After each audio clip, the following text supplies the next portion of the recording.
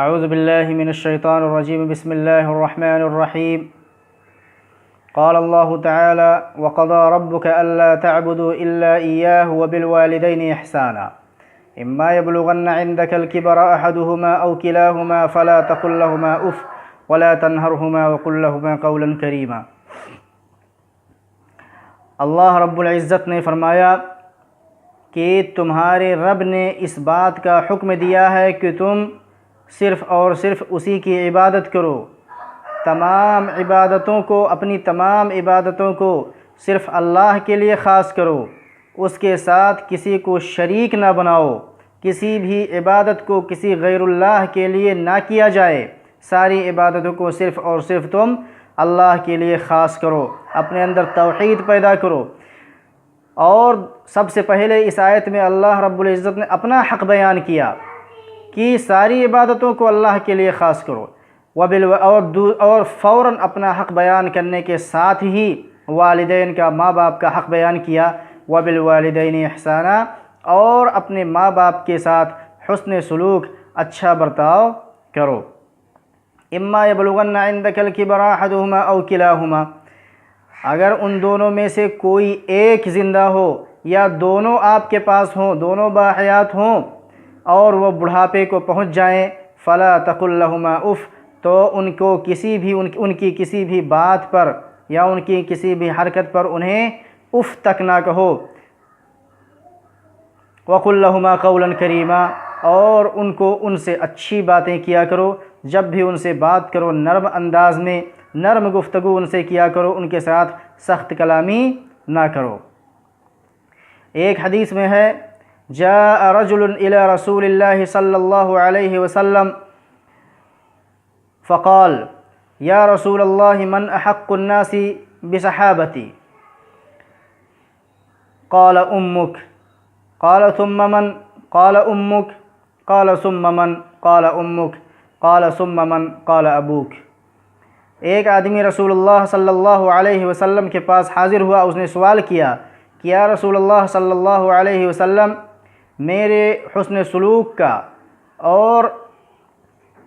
میرے اچھے سلوک کا سب سے زیادہ حقدار کون ہے؟ لوگوں میں کون وہ شخص ہے جس کے ساتھ میں سب سے زیادہ حسن سلوک سے اور اچھے اخلاق سے پیش آؤں؟ رسول اللہ صلی اللہ علیہ وسلم نے فرمایا کہ تمہاری ماں۔ پھر اس شخص نے سوال کیا کہ اس کے بعد؟ کہا تمہاری ماں۔ پھر اس کے بعد اس نے کہا پھر کون؟ پھر آپ صلی اللہ علیہ وسلم نے فرمایا تمہاری ماں۔ پھر چوتھی بار اس نے سوال کیا کہ پھر کون؟ تو آپ صلی اللہ علیہ وسلم نے فرمایا کہ تمہارا باپ، تمہارے والد۔ تو اس حدیث سے اور گزری ہوئی آیت سے، ان تمام چیزوں سے ہمیں اپنے ماں باپ، والدین کا کتنا بڑا حق ہے اس کا پتہ چلتا ہے۔ رسول اللہ صلی اللہ علیہ وسلم نے ایک دوسری حدیث میں فرمایا ثلاثۃ لا ينظر اللہ عز وجل الیہم یوم القیامہ العاق لوالدیہ والمرأة المترجلہ والدیوس۔ رسول اللہ صلی اللہ علیہ وسلم نے فرمایا کہ تین قسم کے لوگ قیامت کے دن ایسے ہوں گے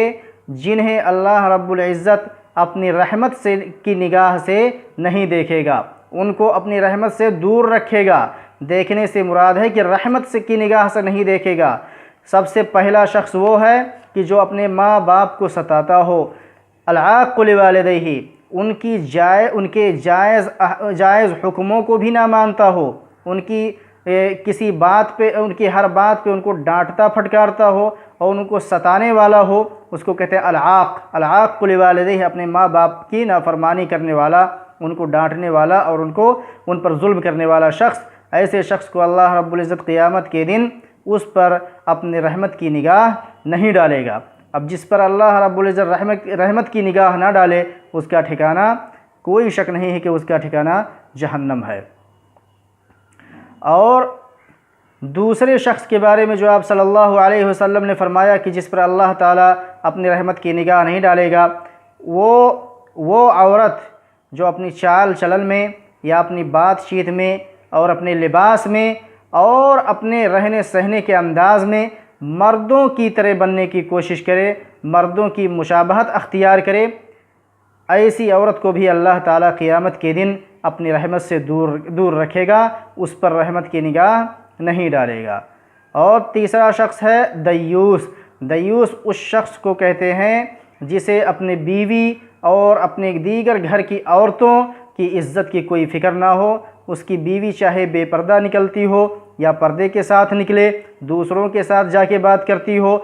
غیر مردوں کے ساتھ بے پردہ گھومتی ہو بازار میں، یا جو ہے دوسروں کے ساتھ بات کرتی ہو غیر مردوں کے ساتھ،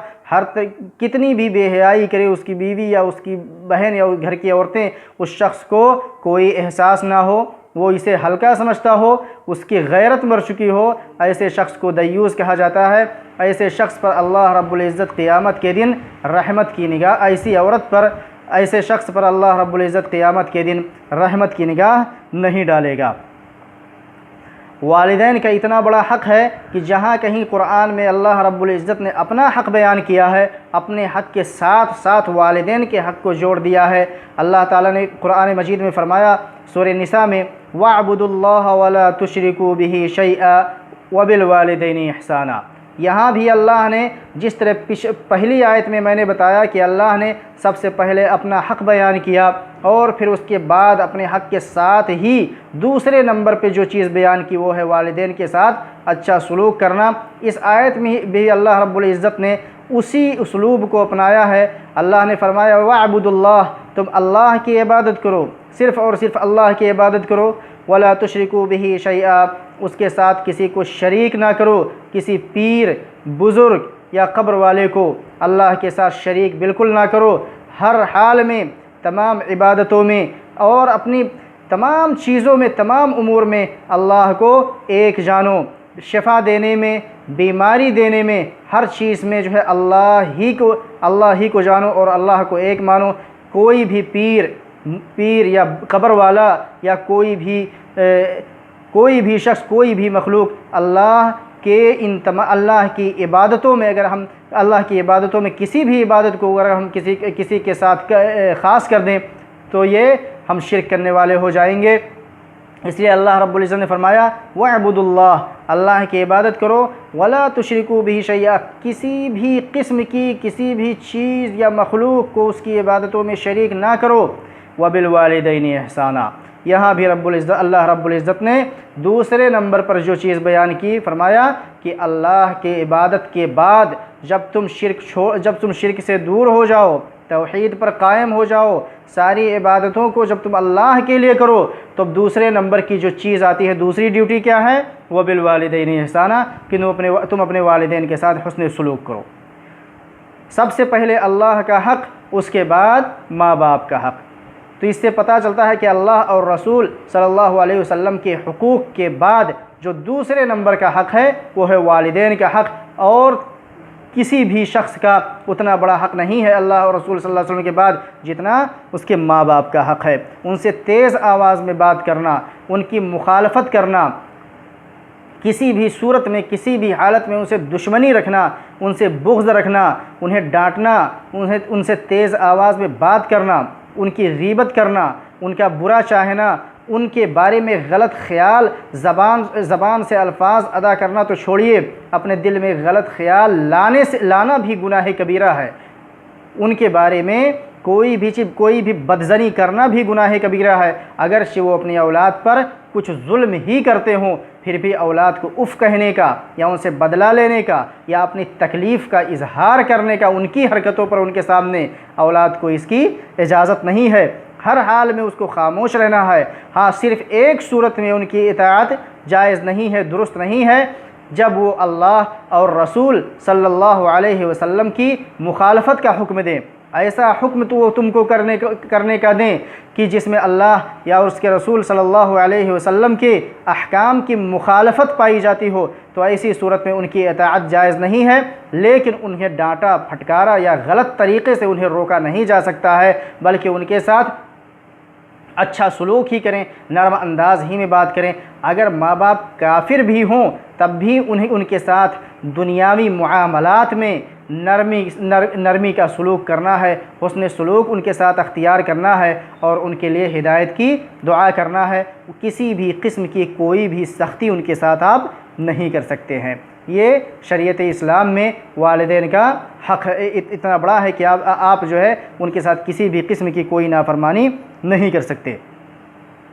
رسول اللہ صلی اللہ علیہ وسلم نے ایک اور حدیث میں فرمایا الا انبئکم باکبر الکبائر ثلاثا، کہ اللہ کے رسول صلی اللہ علیہ وسلم نے 3 بار فرمایا کہ کیا میں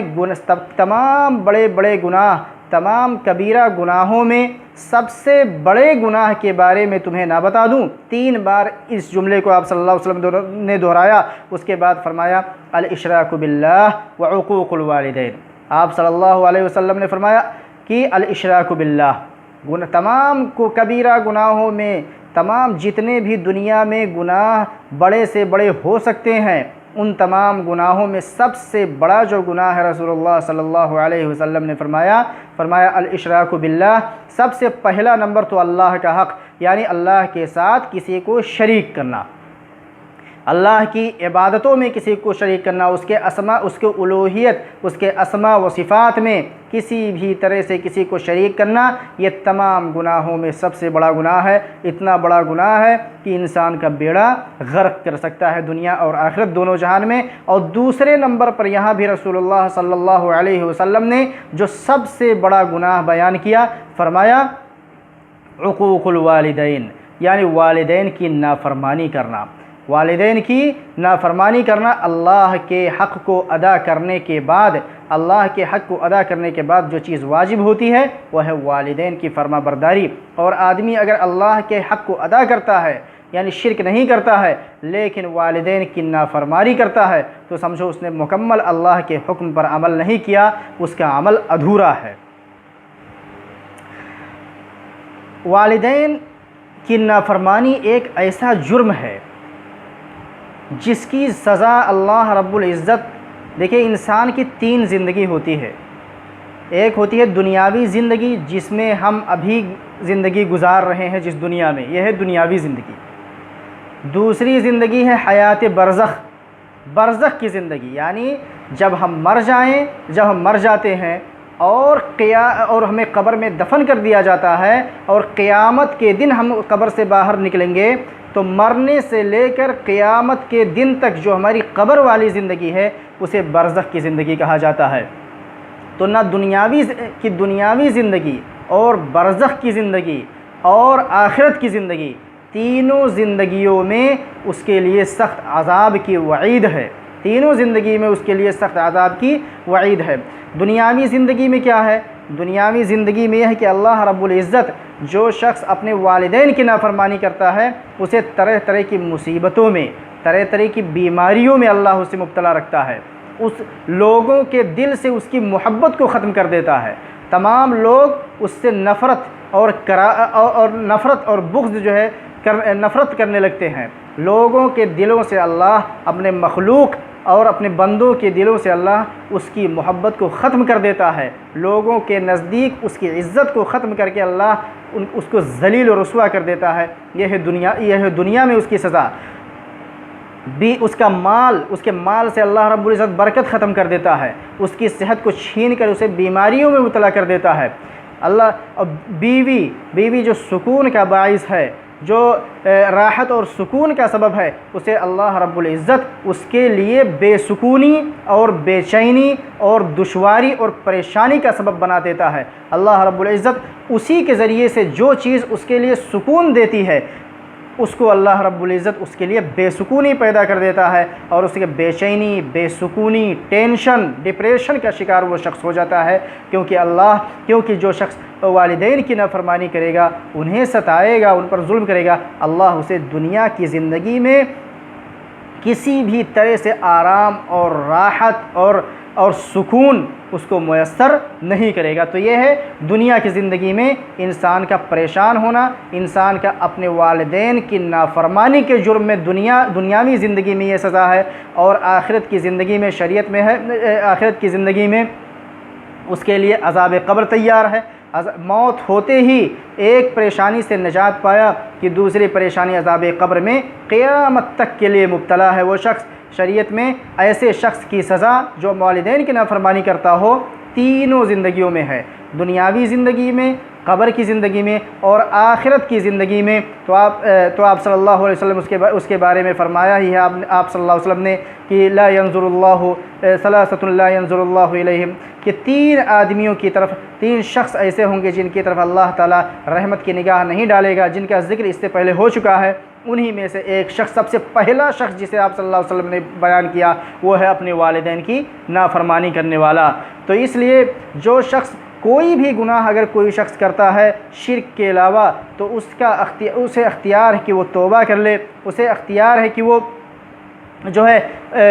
اگر وہ اس پر قائم بھی رہے، اگر نہ بھی توبہ کرے تو اللہ تعالیٰ ہو سکتا ہے کہ اسے دنیا میں سکون دے، اور ہو سکتا ہے کہ وہ سزا، وہ جرم جو ہے، وہ معصیت جس کا وہ ارتکاب کر رہا ہے وہ عذاب قبر کا سبب نہ بنے، لیکن آخرت میں اس کا عذاب ضرور ہوگا۔ لیکن یہ چیز عقوق الوالدین یعنی والدین کی نافرمانی، یہ انسان کی تینوں زندگیوں کو ہلاک و برباد کر دینے والی ہے، تینوں زندگی میں کہیں بھی سکون سے رہنے نہیں دے گی یہ معصیت اور یہ جرم۔ اللہ رب العزت سے دعا ہے کہ اللہ تعالی ہمیں والدین کے حقوق کو سمجھنے اور اللہ کے فرمان پر عمل کرنے کی توفیق دے۔ والسلام علیکم ورحمۃ اللہ وبرکاتہ۔ دوستو، جو لوگ اس چینل کو ابھی تک سبسکرائب نہیں کیے ہیں، نیچے دیے گئے لال بٹن کو دبا کر پلیز اس چینل کو سبسکرائب کیجئے تاکہ ہر نئی آنے والی ویڈیو آپ تک سب سے پہلے پہنچ سکے۔